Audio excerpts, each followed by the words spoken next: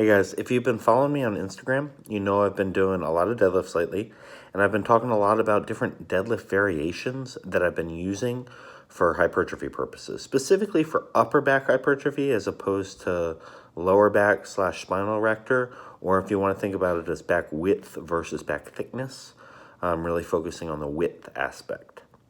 And I think this is a really cool topic because it shows how it's one example of working a muscle, not a movement, and it's another example about how very small changes in technique can have a big impact on your performance and on the effects of that exercise.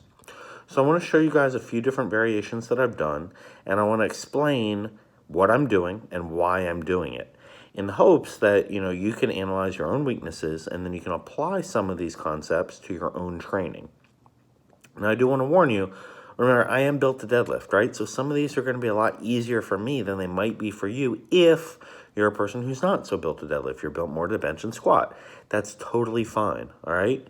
What matters, though, is how you apply these concepts to your body type. So don't just assume that because it works for me, it's going to work for you, all right? Got to find what works for you. Let's get into it. So first I want to show you guys a powerlifting style deadlift. And I want to walk through my setup specifically because that's really the important part here.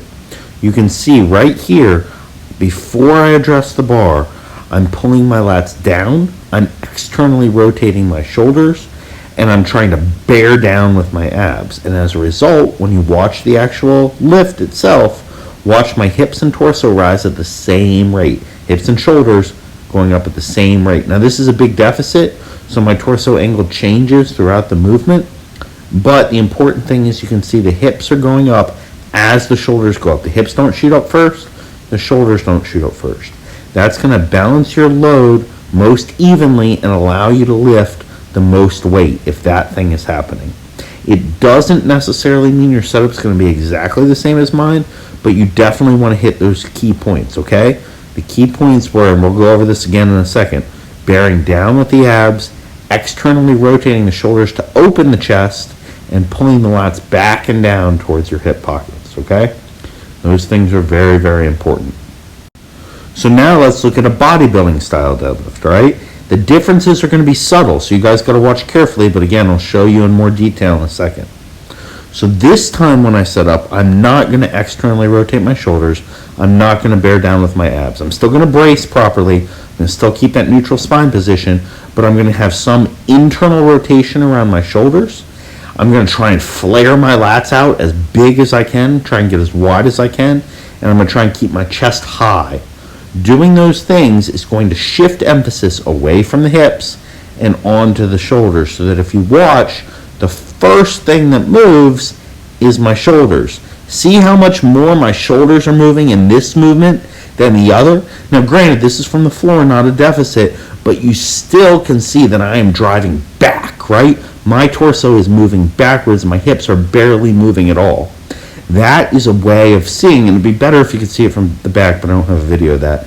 But that is going to indicate to you that you're working your back harder than your legs and hips. This is going to limit the amount of weight you can use, okay? That's not terrible though.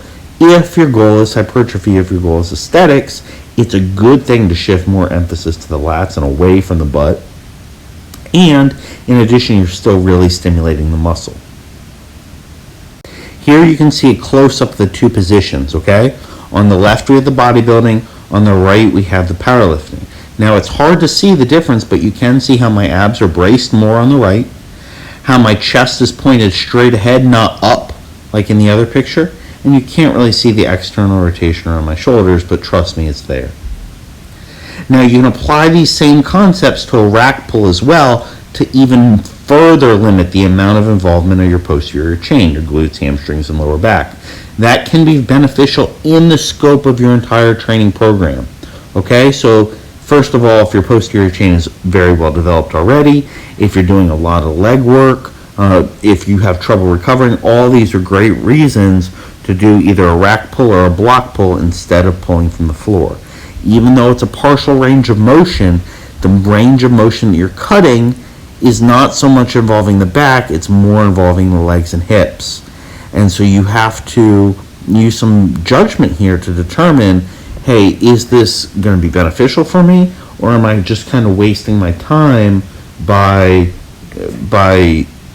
choosing a different variation?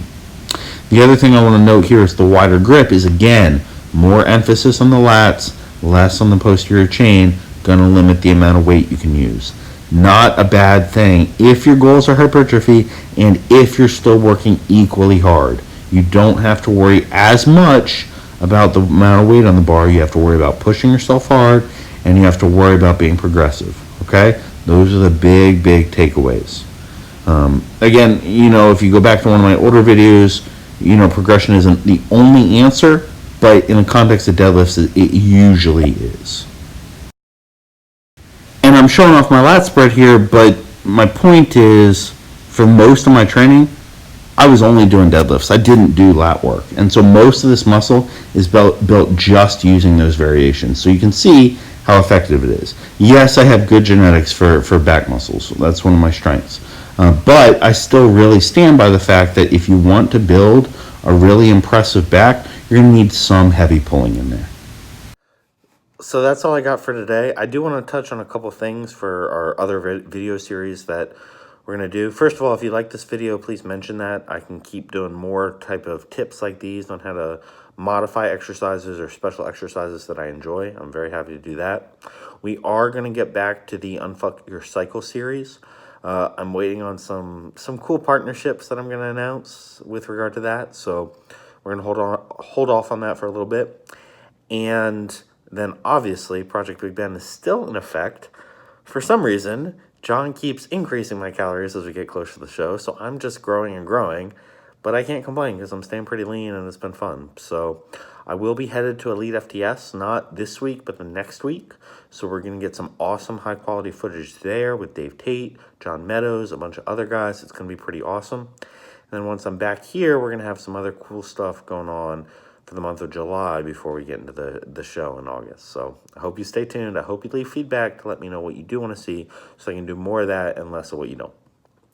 Till next time, remember to always think strong and train hard. I'll see you later.